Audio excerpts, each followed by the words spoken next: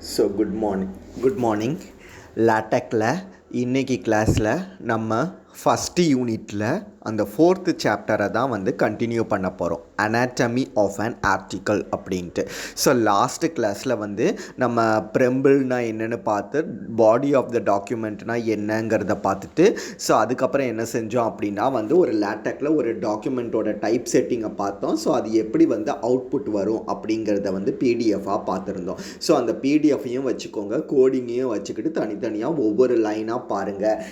அப்போ தான் வந்து ப்ரொக்ளமேஷன்ஸ், இந்த தியரம் எப்படி டைப் பண்ணியிருக்கிறாங்க, டெஃபனிஷன் எப்படி டைப் பண்ணியிருக்கிறாங்க, ஃபஸ்ட்டு டாக்குமெண்ட் எப்படி டைப் பண்ணியிருக்கிறாங்க, டாப் மேட்டர் வந்து எப்படி டைப் பண்ணியிருக்காங்க, டைட்டில், ஆத்தர் நேம் எல்லாம் எப்படி டைப் பண்ணியிருக்கிறாங்க, எப்படி செக்ஷன்ஸ் கொடுத்துருக்குறாங்க, இது எல்லாத்துக்குமே வந்து கோடிங் இருந்தது. அந்த கோடிங்கையும் பார்த்து அந்த டாக்குமெண்ட்டோட அவுட்புட்டையும் பாருங்கள் அப்படிங்கிறத வந்து போன கிளாஸில் சொல்லியிருந்தோம். ஸோ நீங்கள் அது டீட்டெயில்டாக பார்த்துருங்க, ஓகேவா? ஸோ அப்போ இன்றைக்கி என்ன செய்ய போகிறோம் அப்படின்னா வந்து செக்ஷனிங், இதை பற்றி தான் வந்து பார்க்க போகிறோம். ஸோ லேட்டெக் டாக்குமெண்ட்டில் வந்து எப்படி செக்ஷனிங் கொடுக்கணும் அப்படின்ட்டு. செக்ஷனிங் இஸ் நத்திங் பட் இந்த மாதிரி நம்பர் வருது இல்லை, 4.2.2, 4.2.3 இந்த மாதிரி எல்லாம் ஆட்டோமேட்டிக்காகவே வந்து நம்பரிங் வருது இல்லை, இதை தான் வந்து நம்ம என்னென்னு சொல்லுவோம்னா வந்து செக்ஷனிங் அப்படின்ட்டு சொல்லுவோம், ஓகேவா? ஸோ செக்ஷன் வந்து அதனோட கோடிங் என்னது அப்படின்ட்டு பார்த்தோம் அப்படின்னா /செக்ஷன் போட்டு இன்ட்ரோடக்ஷன் அப்படின்ட்டு கொடுத்தா போதும். ஸோ இங்கே பார்த்தீங்கன்னா இந்த இன்ட்ரோடக்ஷனுங்கிறதுக்கு வந்து நம்ம போல்டு ஃபாண்ட்டில் வரணுங்கிறதையும் சொல்லலை, கொஞ்சம் பெரிய சைஸாக வரணும் அப்படிங்கிறதையும் சொல்லலை. ஆனால் உங்களுக்கு ஆட்டோமேட்டிக்காகவே அது என்னவாகும் அப்படின்னா சைஸ் கொஞ்சம் பெருசாக போல்டு ஃபாண்ட்டில் தான் வரும். அதுதான் வந்து இந்த /செக்ஷன் அப்படிங்கிறதோட work.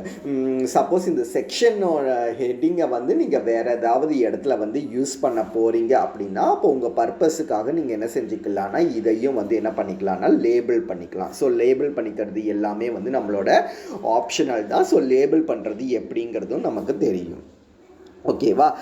So after the make title கமாண்டில் தான் வந்து இந்த இன்ட்ரோடக்ஷனுங்கிறது வந்து இருக்கும், அதாவது பிகின் டாக்குமெண்ட்டுங்கிறது இருக்கும்னு தெரியும். ஸோ பிகின் டாக்குமெண்ட்டில் அப்ஸ்ட்ராக்ட் எல்லாம் கொடுத்துட்டு மேக் டைட்டில் கொடுத்துட்டு அதுக்கப்புறம் வந்து இது எல்லாமே வந்து வரும். So introduction type set as the title of the section. So இது வந்து டைட்டிலாக வந்து கன்வெர்ட் ஆகும்.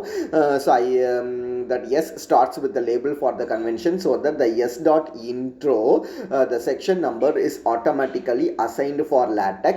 You can refer this section with refer S intro. So இந்த மாதிரி நீங்கள் லேபிள் பண்ணிட்டீங்க அப்படின்னா லேபிள் பண்ணது இந்த மாதிரி நம்ம என்ன செஞ்சுக்கிட முடியும் அப்படின்னா வந்து ரெஃபரன்ஸ் பண்ணிக்க முடியும், ஓகேவா? ஸோ அப்போ எப்படி ரெஃபரன்ஸ் பண்ணணும் அப்படின்னா இன் செக்ஷன் அப்படின்ட்டு போட்டு ஒரு சின்ன டில்டே சிம்பிள் போட்டுட்டு /ரெஃபர் அப்படின்ட்டு போட்டு வி இன்ட்ரடியூஸ் இந்த மாதிரி வந்து நம்ம டைப் பண்ணிக்கலாம்.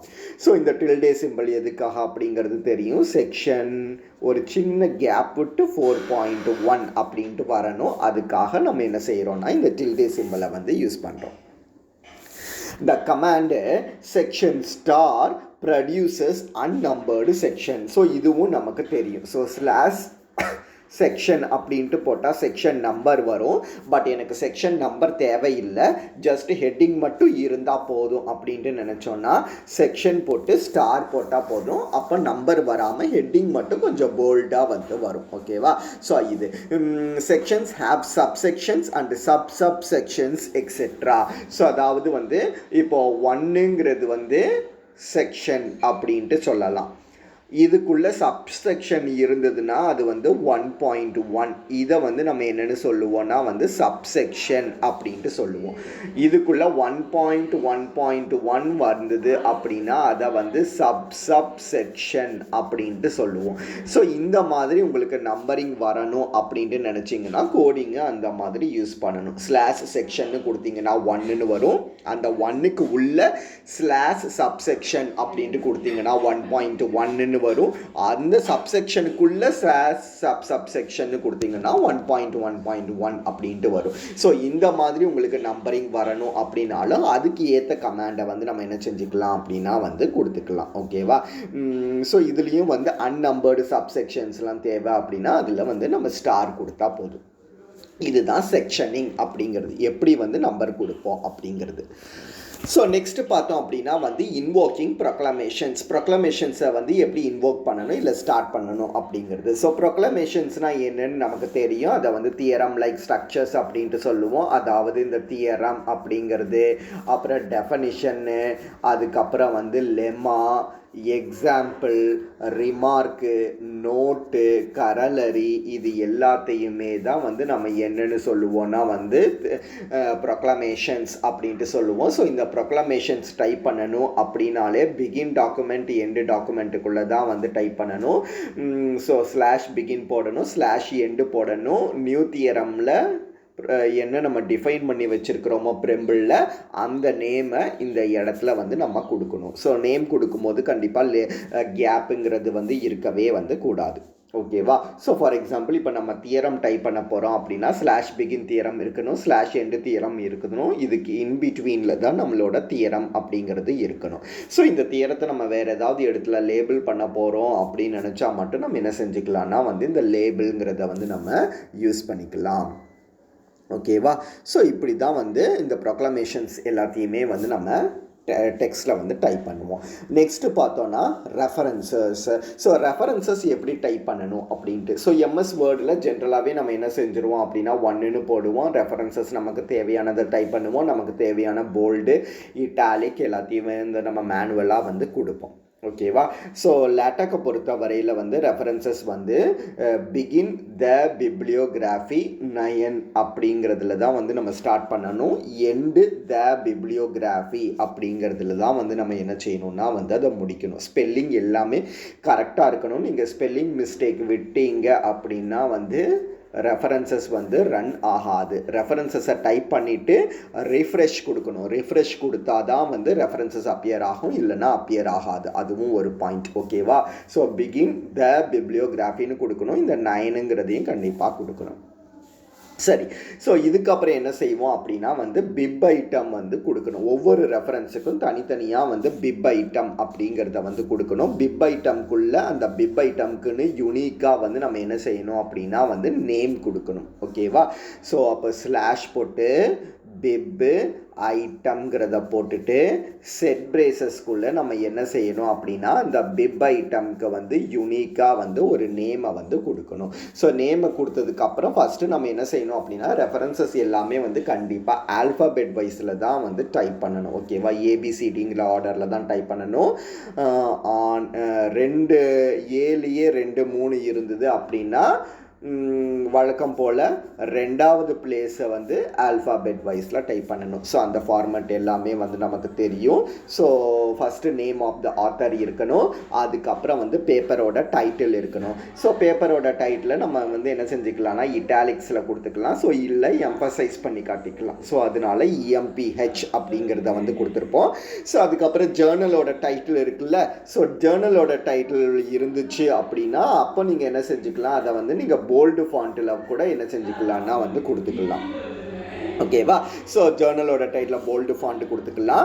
அதை ஃபாலோ பண்ணி உங்களுக்கு வந்து அந்த ஜேர்னலோட வால்யூம் நம்பர் வேணும், அதுக்கப்புறம் இஷ்யூ நம்பர் வேணும், அதுக்கப்புறம் எந்த இயர் ஆஃப் பப்ளிகேஷனுங்கிறது வந்து இருக்கணும், கடைசியாக வந்து பேஜ் நம்பர் அப்படிங்கிறது வந்து இருக்கணும். ஓகேவா?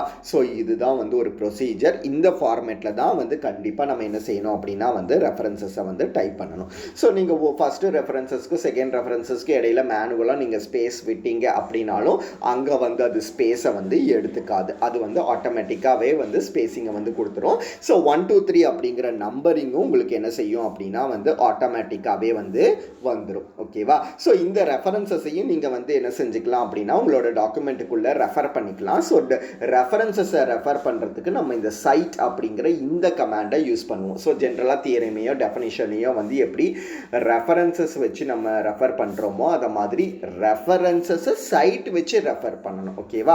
சைட் வச்சு ரெஃபர் பண்ணும்போது இந்த மாதிரி இருக்கணும். அதாவது பிப் ஐட்டம்குள்ளே நம்ம ஒரு நேம் கொடுத்துருப்போம்ல, அந்த நேமை தான் வந்து இங்கே கொடுக்கணும். ஸோ ஸ்பெல்லிங் மிஸ்டேக் இல்லாமல் கொடுக்கணும். அதனால தான் நம்ம என்ன சொல்லியிருந்தோம்னா இந்த நேம் வந்து யூனிக்காக இருக்கணும் அப்படின்ட்டு. ஏன்னா 2 ரெஃபரன்சஸ்க்கு ஒரே நேமை கொடுத்துட்டிங்கன்னா எந்த ரெஃபரன்ஸை ரெஃபர் பண்ணுறோங்கிறது தெரியாமல் போயிடும்.